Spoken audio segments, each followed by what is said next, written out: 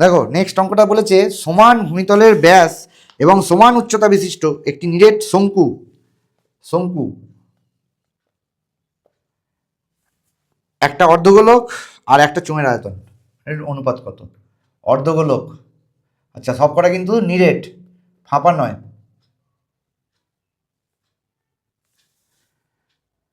আর একটা চোঙ, এদের আয়তনের অনুপাত জানতে চেয়েছে। এবার কি বলেছে সবার ব্যাসার্ধ আর উচ্চতাটা সমান। তাহলে দেখো এটা একটা শঙ্কু, এটা একটা অর্ধগোলক আর এটা একটা চোঙ।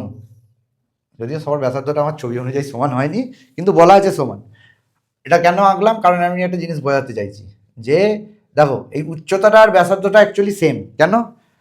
কারণ এটাই ব্যাসার্ধ এটাই উচ্চতা অর্ধগোলকের ক্ষেত্রে। তাহলে এইচ আর আর সেম হচ্ছে। তাহলে শঙ্কুর আয়তনের ফর্মুলা কি? 1/3 পাই আর স্কোয়ার এইচ, এটা 2/3 পাই আর কিউব, আর এটা পাই আর স্কোয়ার এইচ। তাহলে সবার থেকে আগে পাই কেটে দাও। তাহলে আমরা এখান থেকে যে রিলেশনটা পেলাম আর সমান এইচ, তাহলে এইচের জায়গায় আর বসিয়ে দাও। তাহলে 1/3 r into r square r cube, 2/3 r cube is to r cube. তাহলে আর কিউবগুলো সব কেটে গেল। সবার নিচে দেখো এদের দুজনের নিচে 3 আছে, তাহলে সব কটাকে 3 দিয়ে গুণ করে দাও। তাহলে 3 দিয়ে গুণ করলে কত হলো? 1:2:3। এবার দেখো এই ফাঁপা জিনিসের অ্যাকচুয়ালি আয়তন বার করে কি করে? ধরো এই গ্লাসটার যে মেটেরিয়ালটা দিয়ে তৈরি স্টিলটার আয়তন আমি বার করতে চাইছি। তো কি করে বার করব?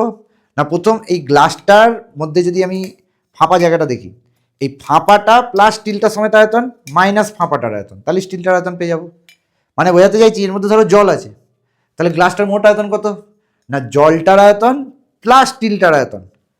তার থেকে যদি আমি জলের আয়তনটা বাদ দিয়ে দিই, তাহলেই তো পড়ে থাকবে স্টিলটার আয়তন। এইভাবেই ফাঁপা জিনিসের আয়তন বার করে।